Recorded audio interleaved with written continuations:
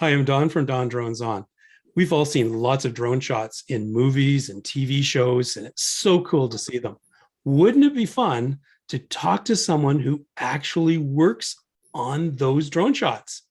Please welcome film director and Canadian drone operator, Lauren Guarneri. Hi, Lauren. How are you? I'm good. How are you? Terrific. So tell me, what are you up to these days? Well, there's a lot going on just this week. I got two TV shows, a commercial, and I'm also doing my own little promo for a little bar down the road Oh, as well. awesome. And it's all drone. Yeah. All Yeah. drone, all All drone every drone. day.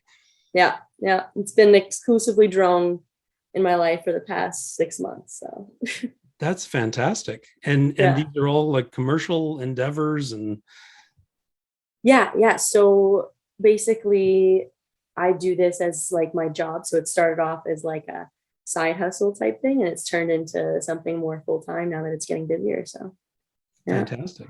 yeah, And you were saying that you're in a really actually a major production right now. yeah. So basically, I work with a company called Hexwing, and they do all of the major productions that come to Montreal. So right now we're working on a British TV show. We have a Canadian TV show as well. And there's always like little commercials, well, little commercials here and there. And then I kind of do my own stuff on the side as well with my little Mavic. Oh, you fly a So Mavic too, do you? yes, Yeah. yes, I fly a Mavic too. Awesome. Yeah. Yeah.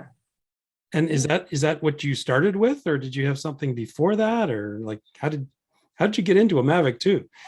No, so basically I started with a secondhand Phantom 4 because I wanted to travel with drones. I already was working in the film industry as a director, Okay. trying to make my way that way. And I love traveling too and tech. So I kind of already had my eye on drones, and I was like, ooh, I'm gonna buy one for my trip to Iceland. This was way back when. And I bought a Phantom 4 and I got into it that way. And it was just a hobby. And then I met the right people over the years and I took it more seriously, got my license, and now here I am today. Oh, that's fantastic. That's Yeah. really amazing. I've never talked to Yeah. anyone who's listed on IMDb. So Oh, yeah, that's pretty exciting for me too. that is amazing. That's really Mhm. cool. So yeah, go ahead. Sorry. No worries. So you started with, or you have a Mavic 2, and what do you with these productions? Are you using the Mavic 2 in the TV show that you're filming right now?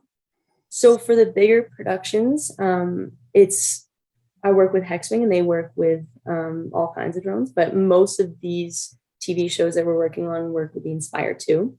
Okay. And basically, my role has been I'm being trained to be basically the camera operator, so what we call a framer. So the Inspire 2 is kind of like dual operator. So you have the pilot, then you have the person controlling the camera. So Ah, that's what I'm kind of learning how to do and actually doing on some of the productions. So it's been really fun to be able to learn from them and be part of these productions and work on them and frame some of the shots. So it's oh, been that's really, amazing. Yeah. yeah, yeah. It's going to be really cool when I see like my shot on the big screen for like a real TV show. That That is. has yet to happen because it's still kind of new. Mhm. So Yeah. yeah, they're not out yet. That's awesome though. But you do your own productions as well. So you're working with a crew in that, but you have your own productions yourself where you're flying the Mavic 2 and Yeah, yeah. So basically, when I got my Mavic 2, I decided, and I got my license, I decided to kind of start my own company. And I freelance through this company. And I do my own stuff. So it's a lot smaller, usually like web commercials for, like I'm doing one for a bar this week. I had done one for them previously. I do a lot of music videos oh, and just like little ads, a lot of construction projects as well. So oh that's what really? I'll do with my Mavic. Yeah. Yeah. Yeah. Any particular moves or you know maneuvers or scenes that you like particularly doing? So it depends what I'm shooting, Of course. but I like shooting, like let's say I'm shooting out in Montreal and I have like a point of interest, like a landmark, let's say, I like to put in as much different motion as I possibly can, kind of have like 3 axes of motion. So I'll do like an orbit while craning down and tilting up at the same time. Those kind of shots are fun for me because it's the most involved, I guess, for me to try. And I find they look the most interesting.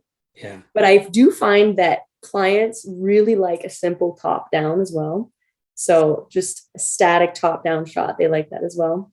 Well, because it's a perspective that, us land dwellers don't see very often. So yeah, exactly. But I have a saying, like whenever I work on a shoot, it's like everybody loves a top down, like because they always ask for one. I love it. Yeah. But yeah, it comes up a lot, and it's cool. Very cool. Very cool. Yeah. What about settings? Like, do you use like ND filters and all that sort of stuff? You must. Yeah. So for any sort of commercial gig that I do, I have to have like I have to have full control of basically my exposure. So in order to do that, I'll need ND filters. I use the Polar Pro ND filters. Okay. And basically it depends obviously on your lighting. So let's say I'm shooting on a very bright day in the middle of winter. I'll go for an ND 64 just so I can keep, my aperture between 2.8 and 4, okay, and also have my shutter speed at, what it should be. If I'm shooting 23.976, I'll have it at 1/50. So what I'll change the most is the filter instead of like the settings within the camera, because I like to keep it at the ideal, most cinematic. But right. Yeah, it all depends on your environment, the lighting, everything. Very cool. Very cool. I always have troubles with all these camera settings. So it's amazing when someone just spits out the 23.976. I could have also just said 24 frames per second. Could have.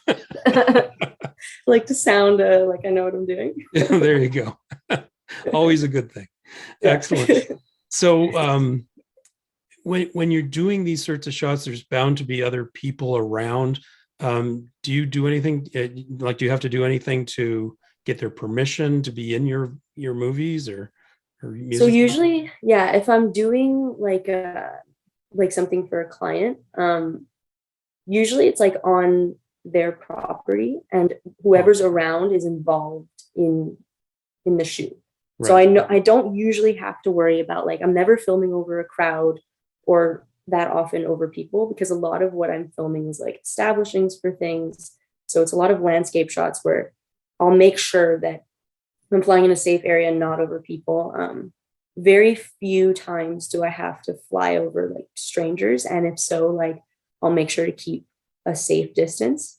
And obviously for privacy reasons, not have their face visible in the shot. Sure. So yeah, that's what I. Awesome. Yeah. And you must shoot in places where you need to check the airspace. Do you? Yeah. Yeah.